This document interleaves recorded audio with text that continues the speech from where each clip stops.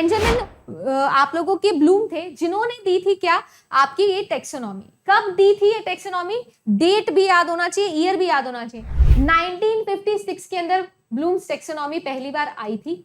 इसे एक बार रिवाइज भी किया गया है 2001 के अंदर, ठीक है ना। 2001 भी इंपॉर्टेंट है और 1956 दोनों ही डेट्स इंपॉर्टेंट है। ब्लूम्स टेक्सोनॉमी बोलते हैं, जिसके अंदर हम लर्निंग ग्राफ को समझा रहे कैसे कि सबसे पहले हम किसी चीज को रिमेंबर करते हैं, फिर हम किसी चीज को अंडरस्टैंड करने की कोशिश करते हैं, फिर फाइनली उसे अप्लाई करते हैं, फिर एनालाइज करते हैं जो अप्लाई किया, फिर उसे इवेलुएट करते हैं, देन फाइनली हम लोग उसे क्रिएट करते हैं, ठीक है ना।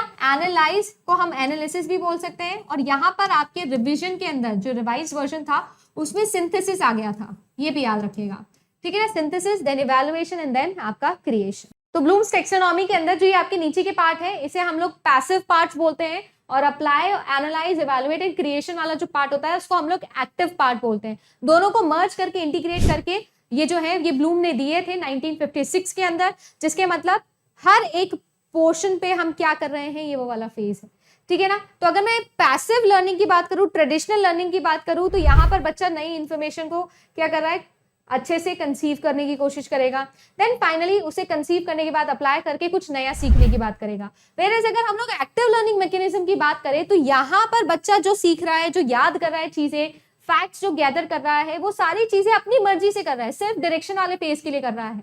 अच्छा, एक और चीज याद रखिएगा, ये जो मैं फेज बता रही हूँ ना, ये एक्टिव लर्निंग के जो मैकेनिज्म्स हम लोग पढ़ते हैं, ये सारे मैकेनिज्म्स को लेकर ही हमारे पास में सीसीई पैटर्न आया है ना। हमारे पास में सीसीई पैटर्न आया है, या फिर जिसको हम लोग बोलते हैं ना इलेक्टिव कोर्सेज का मैकेनिज्म आता है, चॉइस बेस्ड क्रेडिट सिस्टम जो है हमारा, right, choice based credit system.